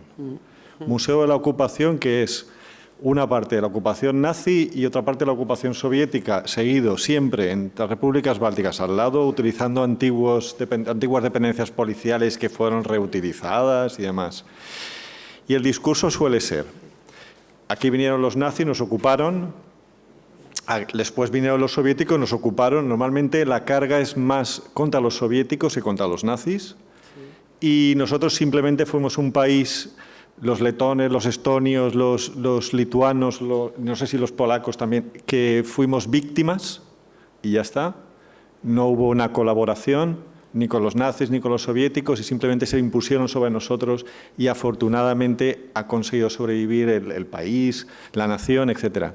Y es una memoria muy reconfortante, una memoria nacionalista, claro, muy reconfortante. Es decir, aquí no hay ninguna culpa, no hay ninguna huella del pasado, ninguna cosa que purgar. Los demás, los extranjeros que nos ocuparon son los responsables y ya está, ¿no? Entonces, es decir, no es una memoria que habría que revisar también, quiero decir, porque resulta muy gratificante y eso reconfortante, pero digamos que choca mucho, digamos, con la realidad histórica, etcétera. Bueno, pues efectivamente tienes toda la razón y además ha habido pues cosas, por ejemplo, como la reivindicación de las guerrillas anticomunistas que hablaba yo antes al principio, de los años posteriores a 1945, que bueno, pues generalmente pues fueron pues como nuestros maquis, gente que estaba desesperada, que se echó al monte, que les perseguían por muchas razones, entonces pues luchaban y al final pues acababan generalmente o asesinados o los capturaban en la cárcel y los torturaban y bueno, montones de cosas. Esa memoria se ha extraído y digamos que se ha convertido en la manifestación clara de que el pueblo no quería el comunismo. Eso es bastante aceptable como eso, que no era una cosa general, pero en realidad no era tampoco tanto, porque hubo, por supuesto, momentos en los que hubo sectores de la población que, hartos de la guerra, les daba igual, lo que querían era que hubiera ya orden, hubo sectores, sobre todo, pues sectores, digamos, obreros, campesinos, que pensaban que iban a estar mejor, sobre todo cuando empezaron a repartir las tierras. Tuvieron sus apoyos, ¿no? No solamente fue el Ejército Rojo, por supuesto. Pero claro, ¿cómo construyes un país después de una democracia perdón, de una dictadura de ese calado? Pues tienes que crear algún mito. Entonces, estos son los mitos que crearon. Nosotros tuvimos el mito de la transición pacífica, funcionó, fue un éxito, hay que reconocerlo, sirvió para eso. Estos han creado esos mitos. Esos mitos son muy contestados. Entonces, depende mucho también del país. Por ejemplo, Rumanía tardó muchísimo en encontrar algún tipo de mito, porque Rumanía lo único que tenía era una mafia de la Securitate que se había quedado con todo La Securitate, la policía secreta, fue el sitio junto con Rusia, pero incluso más que Rusia, yo diría, donde la policía secreta se apoderó de los medios de producción y de la riqueza de la economía. Y ahí, al final, acabaron, gracias a nosotros, a los historiadores, acabaron dándose cuenta de que habían tenido 150.000 muertos en la guerrilla, que es una verdadera burrada. Y ha habido gente combatiendo en los montes y nadie sabía nada de eso. Entonces, pues ahora lo han convertido pues, en el gran mito, lógicamente. En el Báltico, lo de las invasiones, pues funciona, porque efectivamente se invadieron primero unos, fueron los soviéticos, luego otros los nazis y luego otros, los soviéticos. Claro, de eso a decir que no había, bueno, pues otras posibilidades, pues claro, efectivamente. ¿Qué ha sucedido? Que bueno, pues esto no es tan sencillo.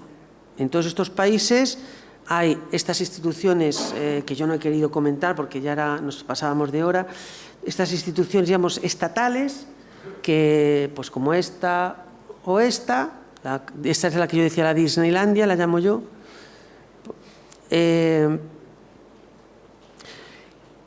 que, bueno, pues intentan construir una visión oficial victimista, muy victimista, de lo que fue la época comunista. No son los únicos, porque, por supuesto, hay universidades, institutos de investigación, donde eso se ve de una manera crítica. Por ejemplo, en Polonia, pese al dominio de los últimos años de los ultraderechistas, que han sido muy hábiles en crear instituciones de este tipo o adoptarlas y asumirlas, la verdad es que hay muchos discursos y no solamente ese. Y la sociedad civil es bastante potente en lo que se refiere a rebatir ese tipo de mitologías. ¿Sí? Que no es tan sencillo como parece. Es verdad que los países bálticos son quizá una excepción, pero bueno, Hungría, pese a esto, tampoco es un sitio en el que hayan triunfado por completo estas tesis. Pues vamos a concluir ya, porque además tiene que marcharse el profesor Faraldo ya. Y bueno, agradeceros la asistencia a todos, todas, y agradecer especialmente a José María Faraldo pues, que hayas encontrado tiempo para venir aquí y compartirlo con nosotros. Para vosotros siempre. Compartirlo con nosotros, muchas gracias. Y bueno, nos vemos entonces en la siguiente conferencia del aula. Gracias. Muchas gracias.